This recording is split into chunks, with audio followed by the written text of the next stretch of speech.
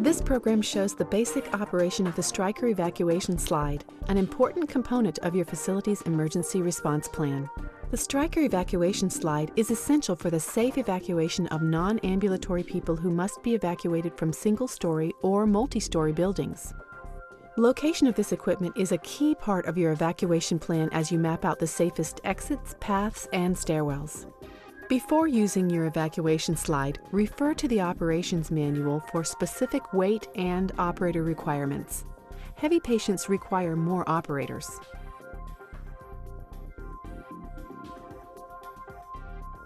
Before using the evacuation Slyde, inspect it visually, looking for wear, strap fraying, or other damage. If using the stairwell belay box, inspect the anchor bolt annually and prior to each use. Make sure your evacuation path is clear of water, ice, and debris, any of which can increase your risk of injury. Do not operate the evacuation Slyde, belay equipment, or other accessories without proper training. Before you need to use the Stryker Evacuation Slyde, it is helpful to practice the assembly process without a patient or the pressure of an emergency situation. It's extremely easy to use, but a little practice makes everything go even more smoothly.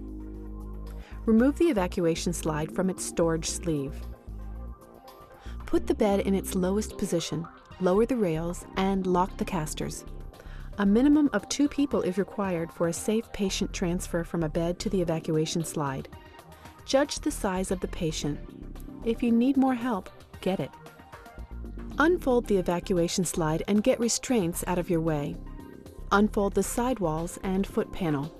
Log roll the patient to one side while you place the evacuation Slyde under the patient.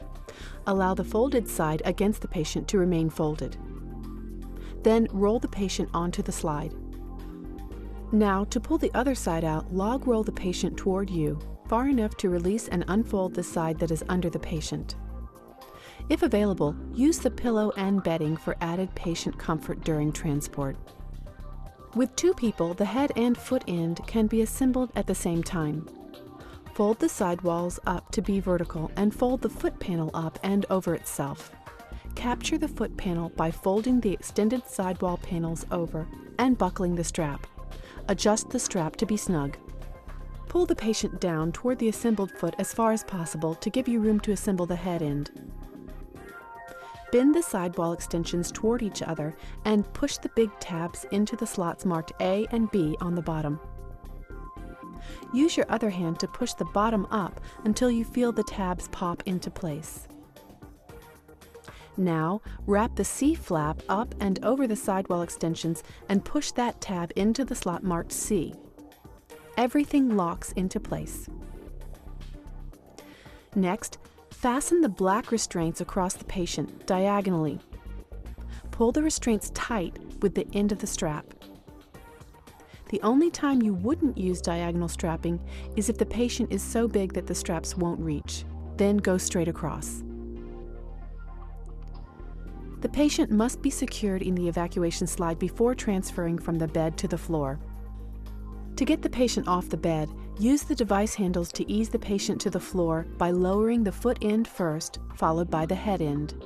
Transferring an injured person from the floor to the evacuation Slyde is a similar process. Make room next to the person on the floor for assembly of the Slyde. Unbuckle the restraints and unfold the head end. Log roll the person. Center and assemble, just as with someone in a bed.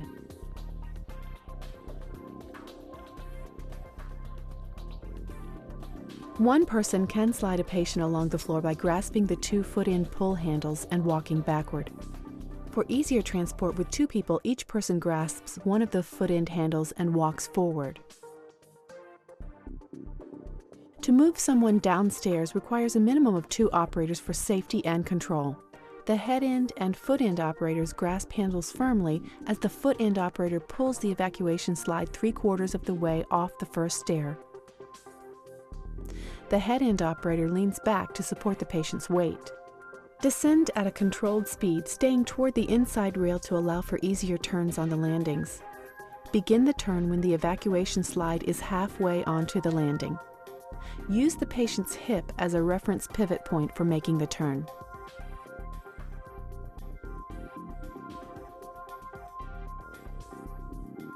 If there is a shortage of staff, or when using the Stryker Bariatric Evacuation Slyde with a very heavy patient, the Stryker stairwell belay system allows controlled stair descent.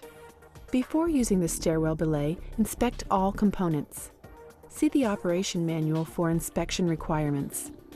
Only operators trained in belay use should operate the stairwell belay. Do not use for hoisting, and keep hair, clothing, and body parts clear of the belay system. To anchor the stairwell belay, wrap the runner a couple of times around any solid architectural object, such as a railing, and secure it with its carabiner. Never use a person as an anchor point. To avoid risk of patient or operator injury, make sure the carabiner is locked by twisting the thumb lock mechanism. Attach the rescue rope to the head and web handles of the evacuation slide with a second carabiner. Again, make sure the carabiner is locked with the thumb lock mechanism. Wrap the rope behind your waist and grab the rescue rope on either side of your body, putting slight tension on the red friction belay as your partner guides the evacuation slide to the edge of the steps. The foot end operator pulls the evacuation slide 3/4 of the way off the first stair. The belay operator provides resistance as the foot end operator guides and turns the evacuation slide at the landings. The two operators communicate with each other and coordinate their movements.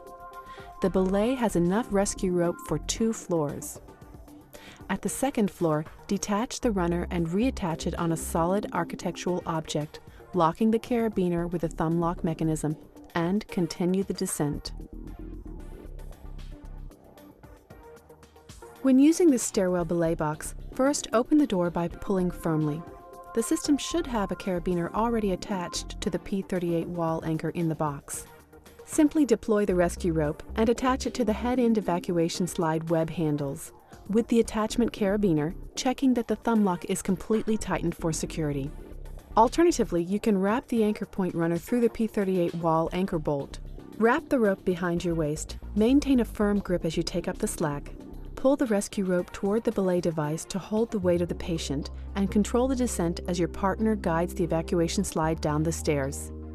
You can control up to 800 pounds with this method. A stairwell belay box on every other floor will allow evacuation without detaching belay devices from the boxes. The rescue rope is long enough for 2 staircases. On every other floor, reattach the evacuation slide to each new belay device, making sure the attachment belay is completely locked through the web handles with the thumb lock mechanism, and continue your descent following the same process. If the web handles are too long, you can shorten them by threading them through the side slots on the evacuation slide and attaching the carabiner to the shortened handles.